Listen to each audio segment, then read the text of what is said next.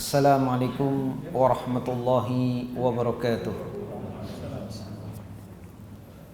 Alhamdulillah, alhamdulillahilladzi hadana lihadza wa ma kunna linahtadiya laula an hadana Allah.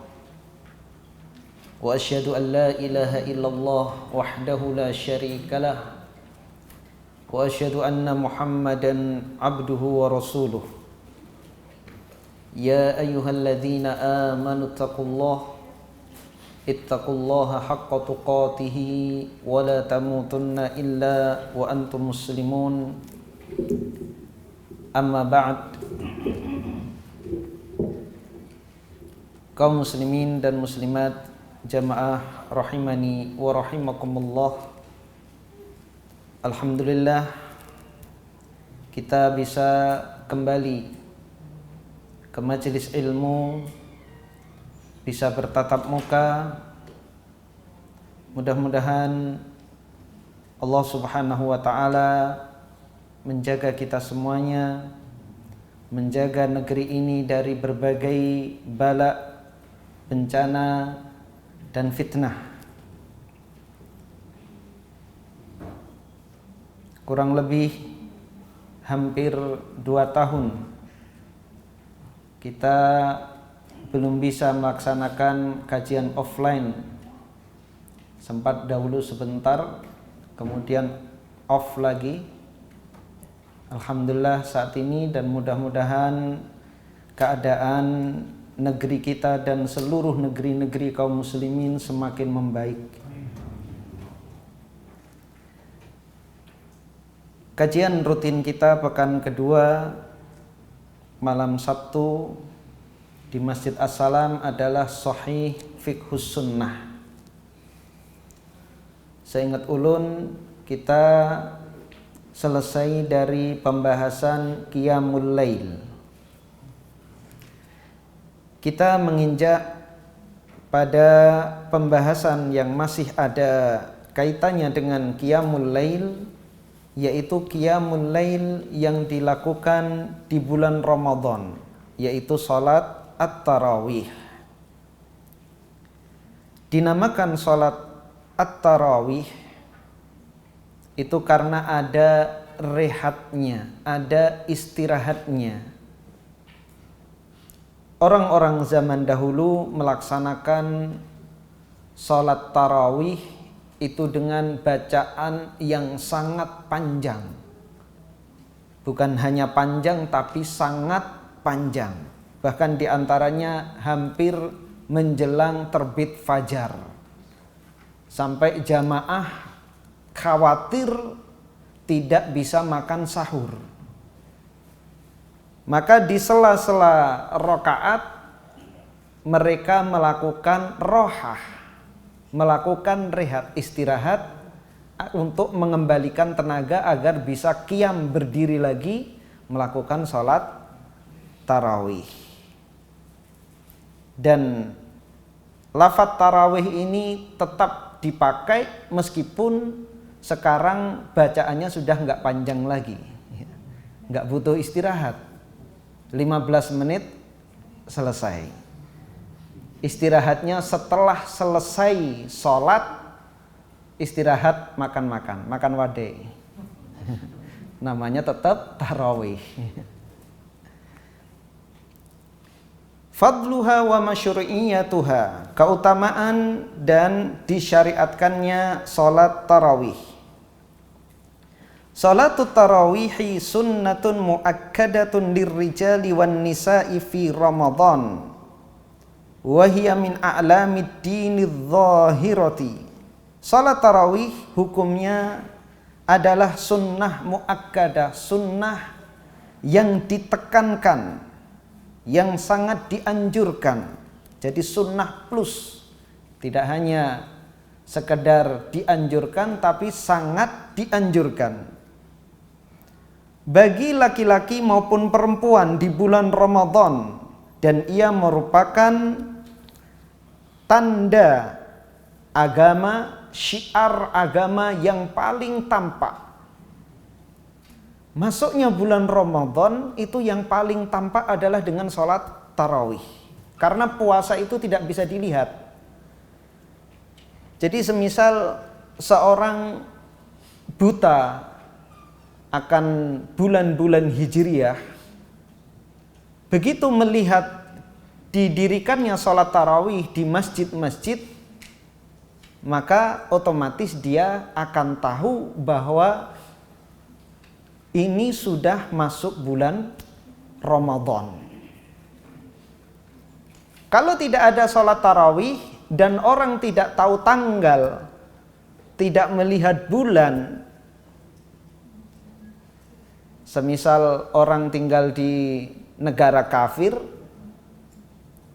dia sendiri yang muslim, tidak ada masjid didirikan sholat tarawih, dia tidak tahu tanggal, tidak tahu bulan. Kemudian masuk bulan Ramadan, dia tidak melihat hilal, tidak ada info, ya. Jaringan internet terjadi gangguan karena virus, bukan corona tentunya. Ada hacker merusak semua situs yang ada, maka dia tidak akan tahu ini sudah masuk bulan Ramadan atau belum. Atau ada sebagian kecil yang melihat hilal, kemudian puasa sekeluarga, orang lain nggak tahu kalau tidak bertanya atau diberitahu. Tapi kalau sholat tarawih tanpa pemberitahuan, seorang melihat didirikan sholat tarawih, maka dia paham ini adalah bulan Ramadan. Maka syiar yang paling tampak bisa dilihat bulan Ramadan itu adalah sholat tarawih.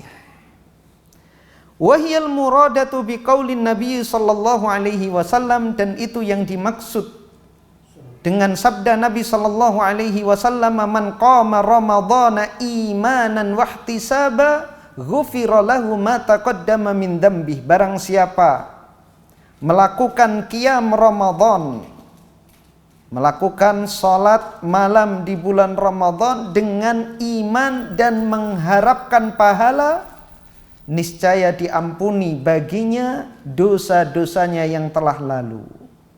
Syaratnya yang pertama iman, itu syarat mutlak untuk seluruh amalan. Amalan tidak akan diterima bagaimanapun besarnya kalau tanpa disertai dengan keimanan. Seperti amalan paman Nabi Abu Thalib, luar biasa membela dakwah Nabi sallallahu alaihi wasallam, melindungi Nabi sallallahu alaihi wasallam, tapi tidak ada iman, maka tidak bermanfaat. Kemudian yang kedua adalah ihtisab, mengharapkan pahala. Inilah pentingnya niat. Tatkala kita melakukan sholat tarawih, apakah itu hanya sekedar rutinitas atau hanya sekedar untuk pantas-pantas, atau benar-benar ingin mendapatkan pahala dari Allah Subhanahu wa taala. Hadis yang senada adalah puasa, man shoma ramadhana imanan wahtisaba. Barang siapa puasa dengan iman dan mengharap pahala, maka akan diampuni dosa-dosanya yang telah lalu. Ihtisab itu penting dalam semua amalan, karena ihtisab akan meningkatkan kualitas ibadah kita. Jadi seberapa besar kualitas ibadah kita dipengaruhi seberapa baik ihtisabnya. Baik itu sholat, puasa, sedekah, dan seterusnya. Seorang kalau sholatnya itu ihtisab, mengharap pahala, maka akan mudah dia untuk khusyuk. Tapi kalau sekedar rutinitas, maka dari takbiratul ihram sampai salam itu isinya ngelamun. Karena apa? Tidak ada rasa ihtisab, tidak ada rasa saya ini sholat mengharapkan pahala. Maka dia mempersembahkan untuk Allah ala kadarnya, seadanya. Tapi kalau ihtisab, dia akan berusaha memperbaiki dari takbiratul ihram sampai salam. Begitu juga puasa, kalau hanya sekedar rutinitas ya hanya sekedar menahan lapar dan dahaga. 1 hari penuh dia tidak isi dengan amal-amal kebajikan. Paling baik keadaan dia tidur. Itu sudah paling top. Ada lagi yang main game, main gaple. Karena apa? Untuk melupakan rasa laparnya, karena tidak ihtisab. Tapi kalau orang puasa ihtisab, dia mengharap pahala dari Allah dengan puasanya, dia akan berusaha mengisi siang harinya dengan ibadah kepada Allah agar semakin baik kualitas ibadah puasa dia. Dia lakukan amalan-amalan sunnah, sholat sunnah, membaca Al-Quran, berzikir, dan seterusnya. Ini kalau seorang ibadahnya dilakukan dengan ihtisab, mengharap pahala dari Allah Subhanahu wa ta'ala. Wa qad shallaha an-nabiy sallallahu alaihi wasallam bi ashabihi fi ba'dil layali. Dan Nabi sallallahu alaihi wasallam dahulu telah melakukan salat tarawih dengan sahabat-sahabatnya pada beberapa malam. Walam yuwadhib 'alaiha, namun Nabi tidak kontinu melakukannya. Khasyatan an tuktaba 'alaihim fayajizu anha, karena khawatir salat tarawih akan diwajibkan atas mereka, kemudian mereka tidak mampu melaksanakannya. Kalau diwajibkan tidak mampu melaksanakannya, maka berdosa. Maka Nabi Shallallahu Alaihi Wasallam karena kasih sayang terhadap umatnya, Nabi Shallallahu Alaihi Wasallam tidak melakukannya terus menerus. Fa'an Aisyah anna Nabiya Shallallahu Alaihi Wasallam shalla fil masjidi fa shalla bi salatihin nas. Dari Aisyah radhiyallahu anha bahwasanya Nabi sallallahu alaihi wasallam melakukan salat di masjid. Maka kaum muslimin manusia salat dengan salat Nabi sallallahu alaihi wasallam, artinya berjamaah dengan Nabi sallallahu alaihi wasallam. Tsumma shallal qabilata fakathuran nas. Kemudian malam berikutnya Nabi sallallahu alaihi wasallam juga melakukannya. Jumlah manusia, jumlah jamaah bertambah banyak. Tsumma ijtama'u tsalitsata falam yakhruj ilaihim. Pada malam yang ketiga manusia sudah berkumpul, namun Nabi sallallahu alaihi wasallam tidak keluar untuk mengimami mereka. Falamma asbaha qol, maka tatkala pagi harinya Nabi sallallahu alaihi wasallam bersabda, qad ra'aitul ladzi sana'tum falam yamna'ni minal khuruji ilaikum illa anni khasyitu an tufrada alaikum. Aku telah melihat apa yang kalian lakukan tadi malam.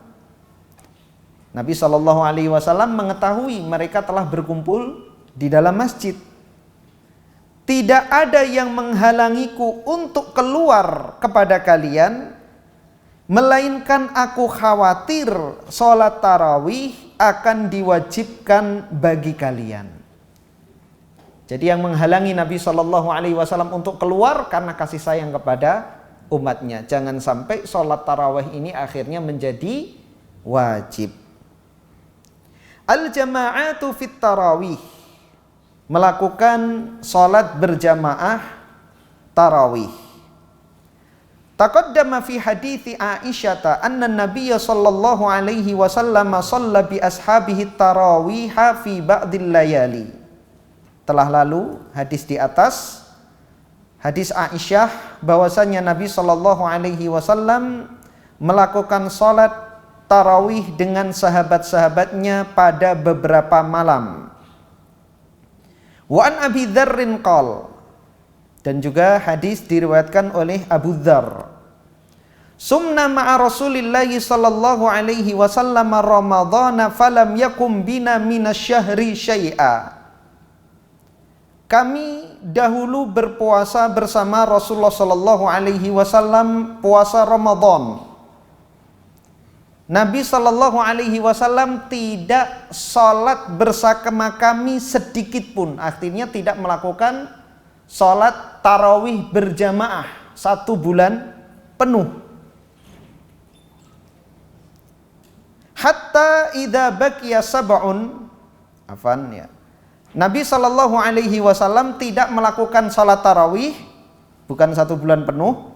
Hatta idza baqiya sab'un, sampai ketika tinggal 7 hari.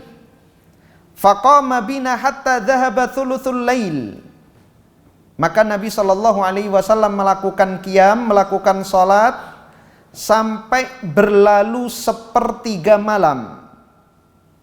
Thumma lam yakum binal lailatar rabi'ah. Kemudian pada malam keempat Nabi Shallallahu Alaihi Wasallam tidak melakukannya.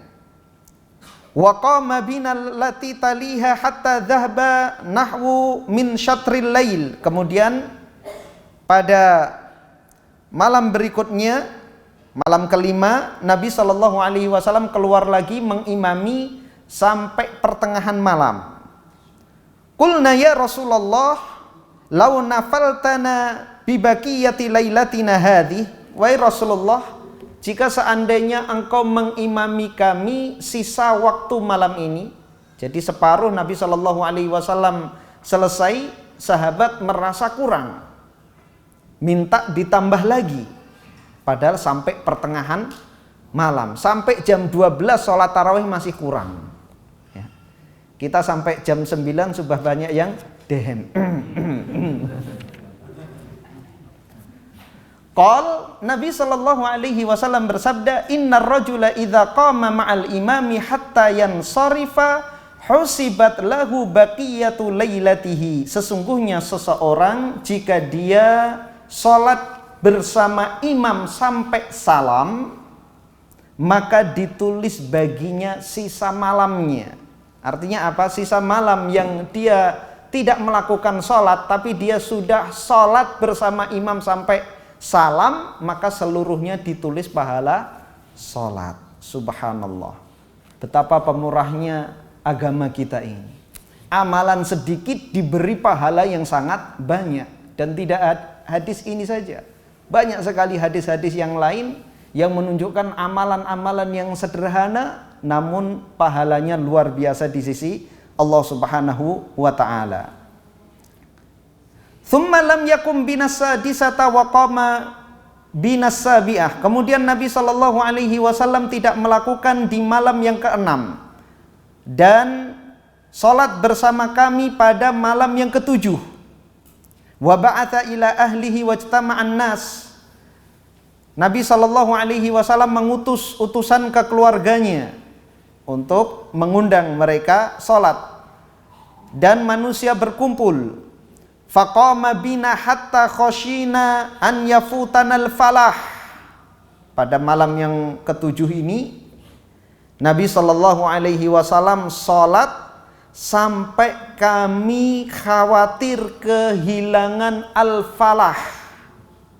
Qultu, perawi mengatakan, ai Jabir bin Nafir ar-Rawi, Jabir bin Nafir ar-Rawi, perawi hadis ini dari Abu Dzar, wa mal falah. Apa itu falah?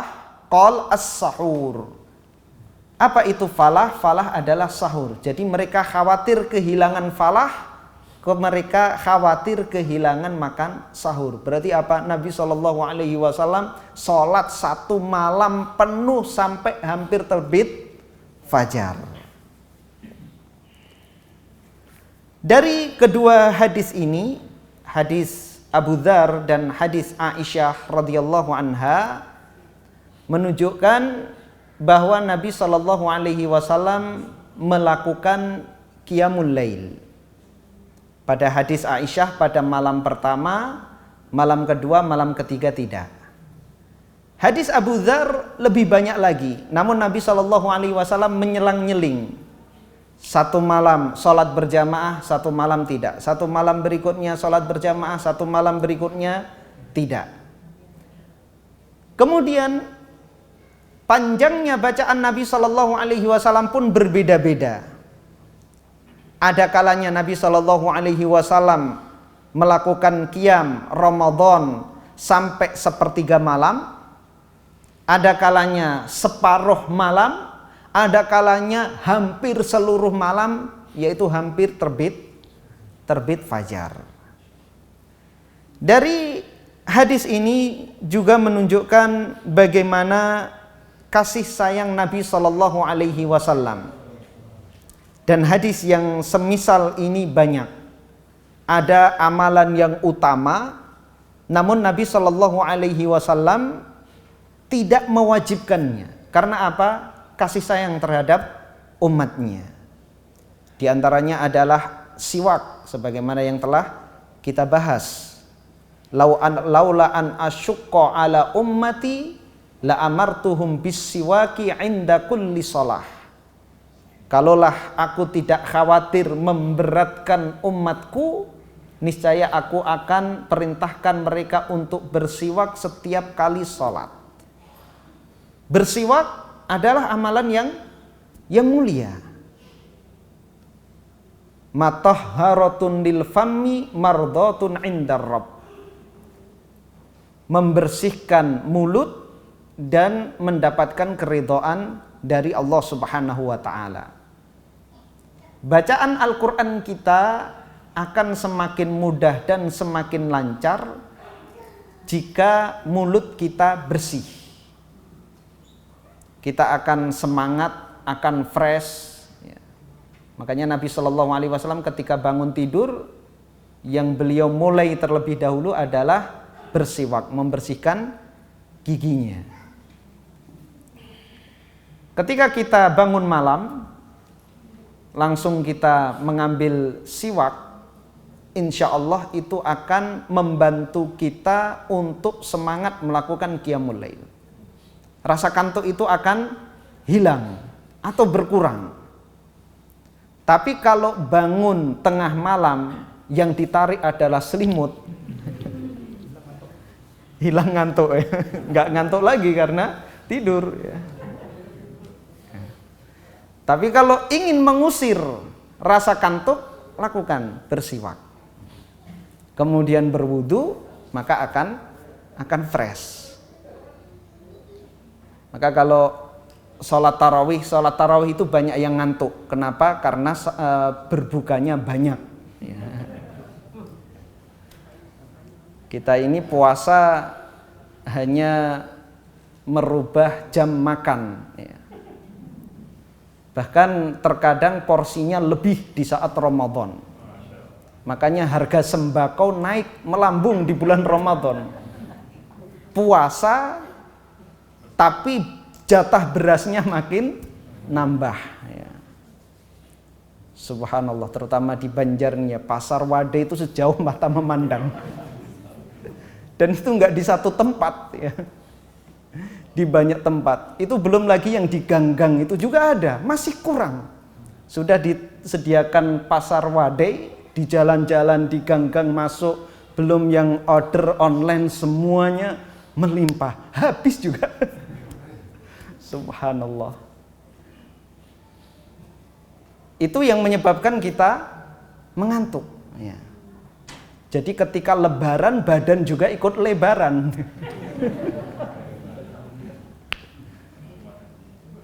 Maka agar rasa kantuk kita bisa hilang atau minimal terkurangi ya, sebelum berangkat ke masjid, gosok gigi. Syukur-syukur bisa mengantongi siwak ya.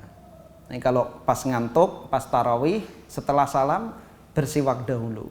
Insya Allah itu akan menghilangkan rasa kantuk. Kembali kepada hadis tadi, manfaat siwak yang begitu besar, Nabi Shallallahu Alaihi Wasallam tidak mewajibkannya karena khawatir itu akan memberatkan umatnya. Karena kalau sampai tidak bersiwak, mereka dosa. Karena apa? Sudah wajib. Maka Nabi Shallallahu Alaihi Wasallam tidak mewajibkannya. Begitu juga qiyam di bulan Ramadan, sholat tarawih berjamaah, keutamaannya besar.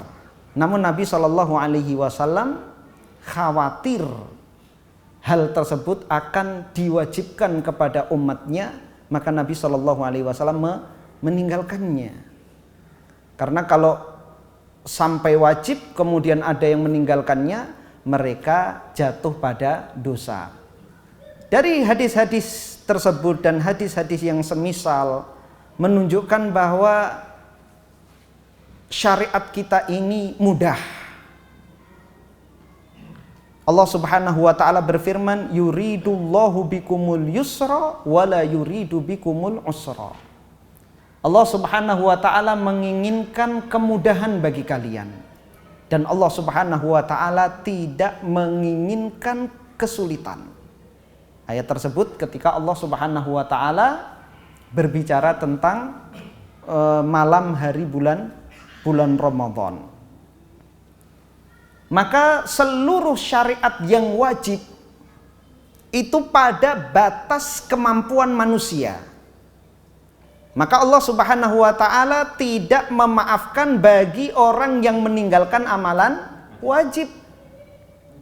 La yukallifullahu nafsan illa wus'aha. Allah Subhanahu wa taala tidaklah membebani jiwa kecuali yang dimampuinya. Maka tidak ada alasan orang tidak melakukan sholat 5 waktu. Tidak ada alasan orang tidak membayar zakat yang wajib. Tidak ada alasan orang tidak melakukan puasa di bulan Ramadan. Karena itu pada batas kemampuan manusia. Seandainya ada yang benar-benar tidak mampu, maka syariat kita juga memberikan solusi. Orang yang sudah lanjut usia, tua renta, sudah tidak mampu lagi berpuasa, maka jalan keluarnya adalah membayar fidyah. Salat wajib selama nyawa masih di kandung badan dan kita sadar, tidak koma. Bagaimanapun kita melakukan salatnya, nggak bisa berdiri duduk, nggak bisa duduk dengan berbaring. Salat tetap wajib selama nyawa masih dikandung badan. Selama kita masih bernafas, maka kita wajib, masih berkewajiban melakukan salat. Tidak ada alasan di hadapan Allah kalau kita tidak melakukan salat wajib. Kalau kita kesulitan melakukan toharoh bersuci, maka orang yang sudah tua atau sudah udzur atau sakit yang kesulitan dalam melakukan bersuci namun masih bisa melakukan bersuci, bisa mendekatkan waktu sholat. Kita ketahui antara waktu sholat itu waktunya berdekatan. Selesai waktu sholat ini masuk sholat ini, selesai waktu sholat duhur masuk waktu sholat asar, selesai waktu sholat maghrib masuk waktu sholat isya. Maka bisa didekatkan. Ini keluasan yang diberikan syariat. Ketika malaikat Jibril mengajarkan waktu-waktu, jadi waktu-waktu sholat, Nabi SAW menerima langsung dari malaikat Jibril. Setelah peristiwa Mi'raj, Nabi SAW mendapatkan syariat sholat 5 waktu. Jibril turun kepada Nabi SAW mengajarkan waktu-waktu sholat. Waktu zuhur di awal waktu, waktu asar di awal waktu, waktu maghrib begitu juga, waktu isya dan waktu fajar. Kemudian pada hari berikutnya malaikat Jibril datang, zuhur di akhir waktu tapi belum keluar waktu. Asar juga demikian, maghrib pada waktu yang sama. Karena apa? Maghrib itu waktunya sedikit. Kemudian isya dan subuh. Kemudian malaikat Jibril mengatakan, ini di antara inilah waktu sholat bagi umatmu. Jadi boleh kita memilih waktu-waktu tersebut untuk kemaslahatan. Semisal ada kegiatan perusahaan atau sekolah atau kampus jam 12.15 ya zuhur sekarang 12.15 masuk waktu zuhur. Tapi materi itu tanggung kalau di stop sampai jam 12.15. Sepakat lembaga tersebut mengakhirkan waktu sholat berjamaah zuhur jam 1 misalnya. Tidak masalah. Yang jelas mereka semuanya melakukan sholat berjamaah. Karena kalau di stop jam 12.15, kalau nantinya kembali lagi itu sudah pada bermalas-malasan, bahkan sebagian tidak kembali. Begitu juga di perusahaan. Maka tidak mengapa, atau ada kebutuhan rapat misalnya, maka tidak mengapa kesepakatan semuanya untuk mengundur waktu sholat. Ini adalah kemudahan yang diberikan oleh Islam. Di antara yang dilakukan oleh Nabi Shallallahu Alaihi Wasallam, mengundur waktu zuhur karena terik matahari di musim panas. Dan itu juga merupakan sunnah dari Nabi Shallallahu Alaihi Wasallam. Ketika kita ada halangan yang bisa mengganggu kekhusyuan kita dalam sholat, maka lebih baik diundur. Seorang yang sholat di bawah terik matahari yang sangat panas, ya, kita ketahui kalau di Timur Tengah derajat itu bisa sampai 50, ya. Maka untuk khusyuk akan sulit, orang seperti disiksa. Di siang hari dia melakukan sholat, maka diundur. Nabi SAW menunggu sampai matahari lebih banyak condong, ya, sehingga ada bayang-bayangnya banyak. Maka itu udaranya tidak sepanas ketika matahari baru saja tergelincir. Itulah kemudahan yang diberikan oleh syariat kita. Semuanya ada kemudahan-kemudahan, maka tidak ada alasan bagi kita untuk tidak menjalankan syariat ini. Kita lanjutkan. Wa baqiyal amru ala dzalika hatta kana zamanu Umar bin al-Khattab radhiyallahu an. Dan perkaranya terus seperti itu, artinya kadang Nabi Shallallahu Alaihi Wasallam melakukan sholat berjamaah. Kadang Nabi Shallallahu Alaihi Wasallam tidak melakukan sholat berjamaah, manusia sholat sendiri-sendiri, sampai pada zaman Umar ibnul Khattab. Maka Umar mengumpulkan manusia untuk melakukan sholat tarawih dengan satu imam. Fafi hadithi Urwah ibnu Zubair an Aisyah, pada hadis yang diriwayatkan oleh Urwah bin Zubair dari Aisyah, qol fatuwfiya Rasulullah sallallahu alaihi wasallam wal amru ala dzalika thumma kadzalika kana fi khilafati Abi Bakrin wa sadri min khilafati Umar. Maka Nabi sallallahu alaihi wasallam wafat dan perkara manusia pada hal tersebut, yaitu salat tarawih terkadang berjamaah, terkadang sendiri-sendiri. Demikian juga ketika di masa kekhilafahan Abu Bakar As-Siddiq dan di pertengahan kekhilafahan Umar. Hatta jama'ahum Umar bin al-Khattab ala Ubay bin Ka'ab. Sampai Umar mengumpulkan manusia untuk melakukan sholat tarawih berjamaah diimami oleh Ubay bin Ka'ab. Faqama bihim fi Ramadan, maka Ubay bin Ka'ab mengimami mereka di bulan Ramadan.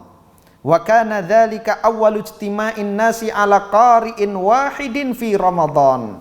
Dan itu merupakan sejarah pertama kali manusia berjamaah dengan satu imam di bulan Ramadan.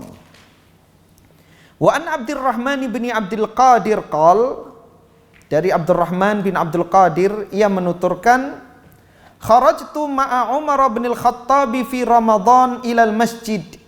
Aku keluar bersama Umar bin al-Khattab pada bulan Ramadan di masjid. Fa idzan nasu auza'un mutafarriqun. ternyata manusia berpencar-pencar. Yusallir rajulu li nafsihi, ada yang sholat sendiri. Wa yusallir rajulu fayusalli bi salatihi rahat, ada orang yang mengimami beberapa orang. Ar-rahat itu jumlah antara 3 sampai 9. Jadi dalam satu masjid itu ada yang sholat sendiri, ada yang mengimami beberapa orang, jadi berpencar-pencar. Faqala Umar, maka Umar mengatakan, inni ara lau jama'tu haula'i ala qari'in wahidin lakana amthal. Aku berpendapat seandainya aku mengumpulkan mereka dengan imam yang satu, maka itu lebih baik. Thumma azama fajama'ahum ala Ubay bin Ka'ab. Kemudian Umar bertekad, maka ia mengumpulkan mereka pada satu imam, yaitu Ubay bin Ka'ab. Thumma kharajtu ma'ahu lailatan ukhra wan nasu yusalluna bi salati qari'ihim.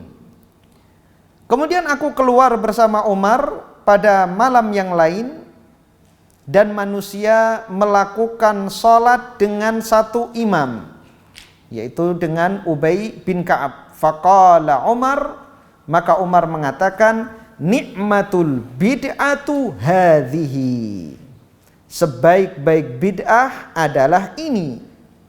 Wallati yanamuna anha afdalu minallati yaqumun, dan yang tidur tidak melakukan salat ini lebih afdal, lebih baik daripada yang melakukan salat, yakni akhirul lail, yang dimaksud adalah akhir malam. Wa kana an-nasu yaqumuna awwalahu, dan manusia di saat itu melakukan salat tarawih di awal malam, yaitu setelah salat Isya.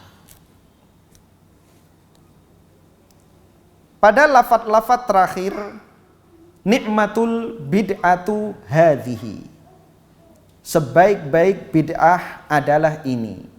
Ini dijadikan dalih oleh sebagian orang diperbolehkannya menciptakan bid'ah, padahal tidak, ya. Karena sama sekali Umar tidak melakukan bid'ah. Karena salat tarawih berjamaah telah dicontohkan oleh Nabi Sallallahu Alaihi Wasallam. Salat tarawih berjamaah telah dicontohkan oleh Nabi Sallallahu Alaihi Wasallam beberapa kali, dan bahkan Nabi Sallallahu Alaihi Wasallam menunjukkan keutamaan salat tarawih tersebut, sehingga salat tarawih dihukumi sunnah muakkadah, sunnah yang sangat dianjurkan.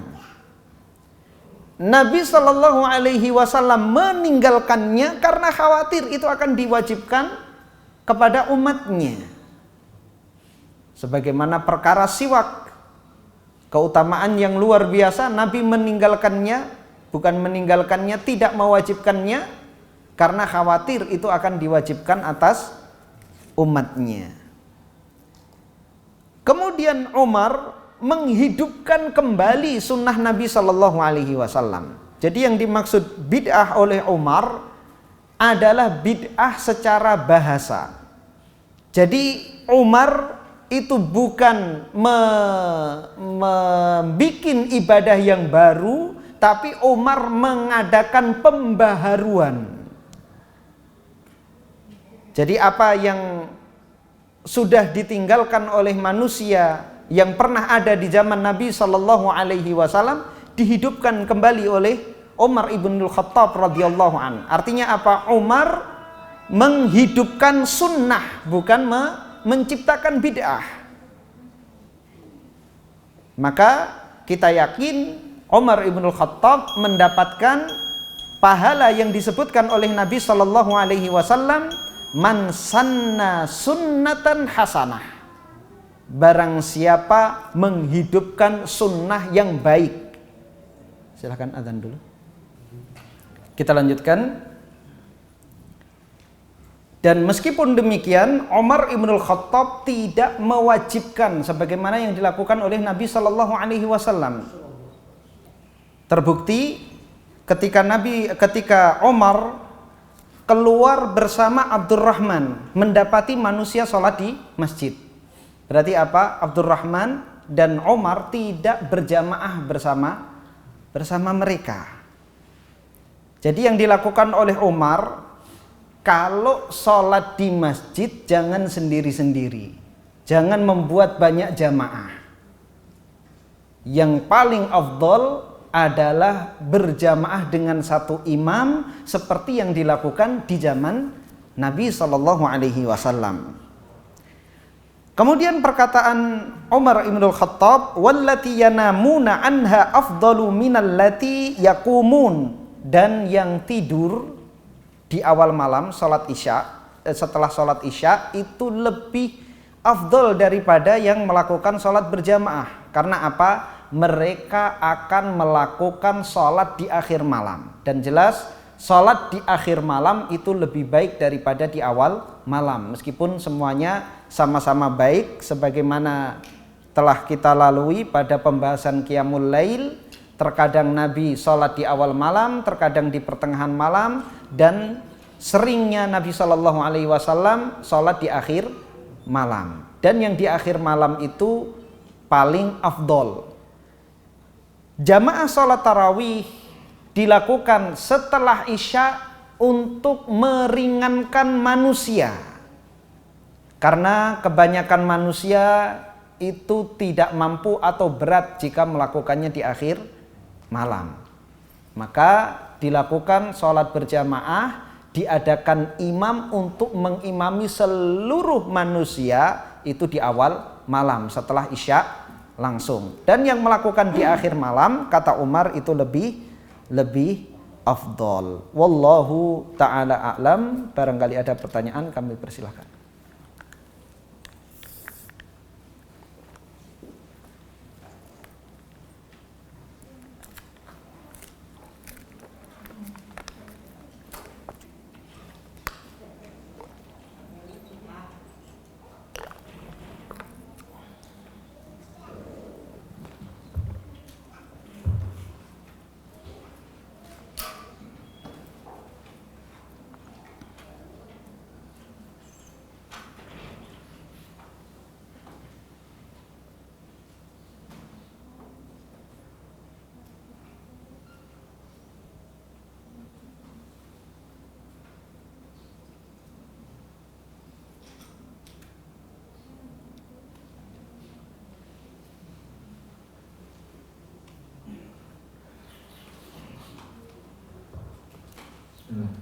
Ustaz, kadang kita kan sering ikut acara yang mungkin tadi disampaikan bahwa ketika itu bertabrakan dengan waktu sholat, misalnya zuhur dari jam 12.15, sehingga disepakati itu jam 1. Nah, seandainya tidak ada kesepakatan itu, jadi kan kadang di acara itu mungkin di rundown acara itu selesai jam 12.30 acara, sementara waktu zuhur jam 12.15, nanggung sekali kan 15 gitu. Biasanya pemateri itu ngepaksin jam 12.30, akhirnya karena tidak ada kesepakatan itu, kita keluar dari acara untuk melaksanakan sholat di awal waktu. itu bagaimana? Kadang ada perasaan pasti kita kan nggak akan bisa balik kalau sudah selesai. Biasanya seperti itu, tapi kan kalau apakah itu tidak jadi istilahnya kalau memang pemimpin panitianya itu memang kesepakatan sih lebih baik, tapi kalau misalnya ini, apakah kita salah ketika kita meninggalkan ruangan untuk melakukan sholat di awal waktu, tapi kita ini kehilangan sebagian materi yang disampaikan oleh pemateri tadi. Iya. Yang jelas sholat harus paling kita utamakan. Ya. Terutama jika materi tersebut tidak wajib seperti materi sekolah ya. Kalau materi seminar itu kan nggak wajib bagi kita. Kita meninggalkannya pun ya panitia nggak rugi, sudah dibayar. Seminar kita bayar. Itu yang pertama. Kemudian yang kedua, jika kita yakin ya banyak yang hadir atau beberapa pasti akan melakukan sholat berjamaah dengan kita, karena tahu pentingnya sholat berjamaah. Yang hadir kita kenal ya, ikhwan-ikhwan yang ada, maka tidak masalah kita lanjut kemudian berjamaah dengan orang tersebut, meskipun kesepakatan itu tidak terucap di awal ya. Kecuali kalau kita panitianya bisa langsung kita menetapkan nanti kita sholat berjamaah jam 1. Tapi kalau kita bukan panitianya namun yang hadir adalah banyak di antara kawan-kawan kita dan kita yakin kita bisa sholat berjamaah dengan mereka, maka tidak masalah.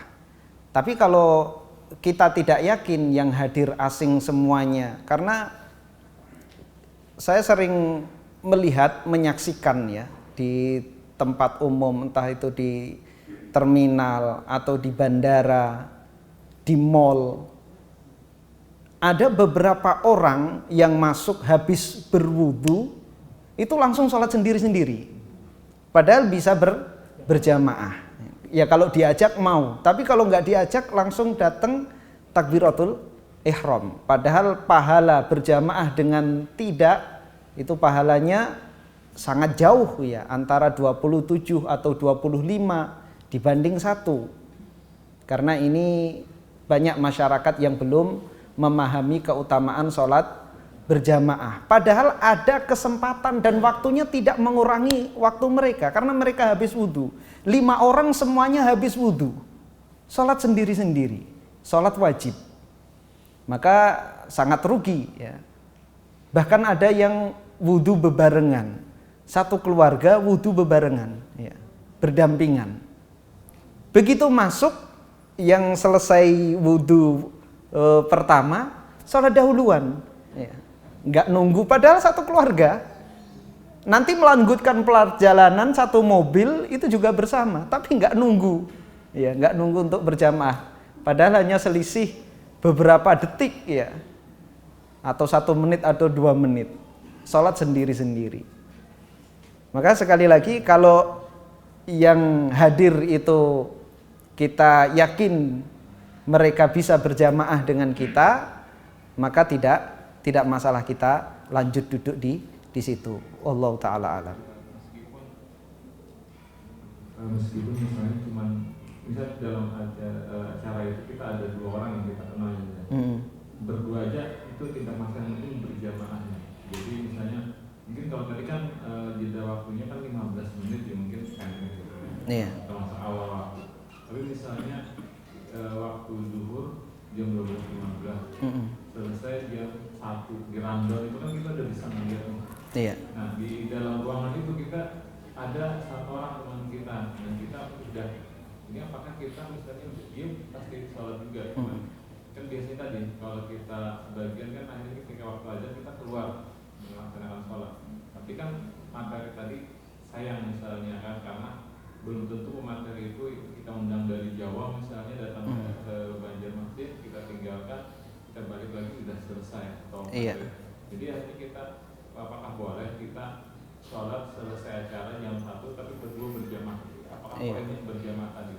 Iya. Ya itu pentingnya juga, ini juga momen untuk dakwah ya, meskipun saya yakin kaum muslimin itu masih banyak yang melakukan sholat, tapi yang sadar pentingnya sholat berjamaah itu masih sedikit. Ketika bubar sekalian dakwah kita ajak, Pak mari kita sholat bersama, entah kita yang jadi imam atau mereka yang jadi imam ya. 1 orang alhamdulillah, maka kita tambah yang lain biar tambah banyak. Saya yakin mereka sholat ya, mereka sholat. Namun untuk berjamaah itu terkadang masih belum mau karena belum tahu ilmunya. Maka itu kesempatan untuk kita berdakwah. Apalagi acara travel itu semuanya muslim ya. Baik, kita ajak sholat ya. Umroh berkali-kali tapi nggak sholat berjamaah. Baik, ada yang lain?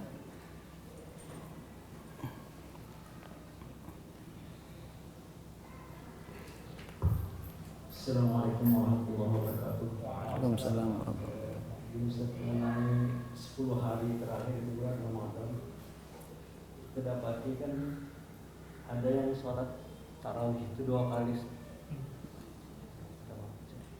Jadi bagaimana Ustaz? Adakah contohnya dari Nabi Muhammad SAW yang demikian? Oke. Iya. Ini nanti kaitannya pada pembahasan yang akan datang tentang jumlah rakaat tarawih. Dan insya Allah yang rajih, yang kuat, tidak ada batasan ketentuan bilangan pada sholat tarawih. Boleh kita menambah dari 11 rakaat. Boleh kita sholat 20, kemudian ditambah witirnya 3, boleh 40, boleh 60, dan semuanya itu teriwayatkan dari salafus saleh dan tidak ada yang mengingkari pada zaman salaf dengan jumlah-jumlah tersebut. Dan itu yang dilakukan di Masjidil Haram dan Masjid Nabawi ya. Melakukan qiyam Ramadan di 10 hari terakhir itu 2 kali. Setelah sholat isya langsung 10 rakaat, kemudian bubar, nanti jam 1 malam kembali mereka berkumpul melakukan sholat lagi.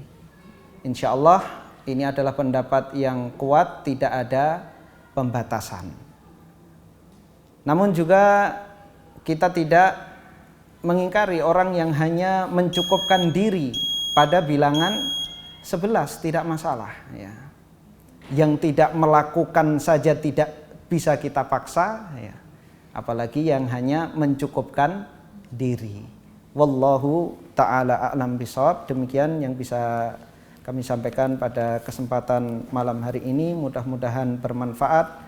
Mudah-mudahan Allah Subhanahu wa taala memberkahi ilmu kita, bisa kita amalkan dan mendapatkan pahala dari Allah Subhanahu wa taala. Kita tutup dengan doa kafaratul majelis. Subhanakallahumma hamdika asyhadu an la ilaha illa anta astaghfiruka wa atubu ilaik. Assalamualaikum warahmatullahi wabarakatuh. Terima kasih. Jazakumullah khairan wa barakallahu fikum. Video ini dibuat atas partisipasi dari donasi Anda. Semoga menjadi amal jariah bagi Anda semuanya.